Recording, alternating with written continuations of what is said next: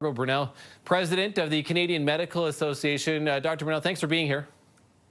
Pleasure. Thank you for having me. Want to get into this. So this bill is going to, it appears, and again, tell me if I'm wrong about this, is going to allow doctors to work in both the private sector and the public health care system. I guess give me your reaction to that initially and some of the pitfalls of what could come with the possibility of having doctors doing both. So this would be the first province to do this in Canada. And we're very disturbed about this move as we feel that it will decrease access to care, will actually increase waiting times for patients. The system is under-resourced at the present moment, so we do not have the opportunity to take staff, physicians, anesthetists, nurses, and move them over to the public sector.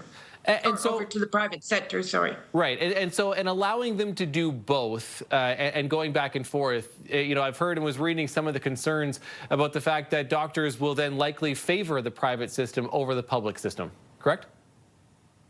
I'm not sure that's the case. Okay. I think physicians are interested in providing the best care to patients. The public certainly wants their care provided in a public setting. The ability to pay should not be a barrier to providing care for patients.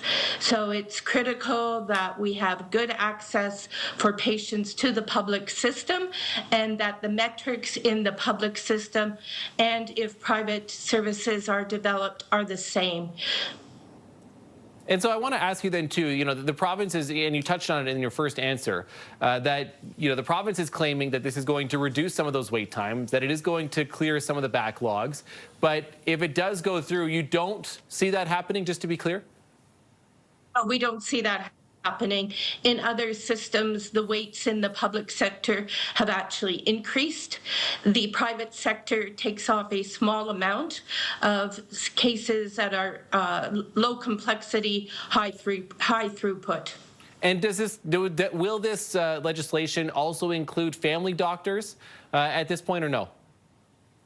According to the statement from the minister, currently not family doctors. Okay, so when we watch something like this happen too, I know you mentioned that this is Alberta is the first province to go down this path. We have seen an increase in privatization in a couple of different provinces. I think Ontario comes to mind too. Is one of your concerns as well that if Alberta does this, that other provinces might look at how they could follow suit? I think we will have to follow the metrics very carefully. I would encourage other governments really to track the metrics to make sure we're providing quality care. And we need to have very safe guardrails if provinces choose to go this route. Dr. Margot Burnell, president of the Canadian Medical Association, thanks so much for your time today. We appreciate it. Great pleasure.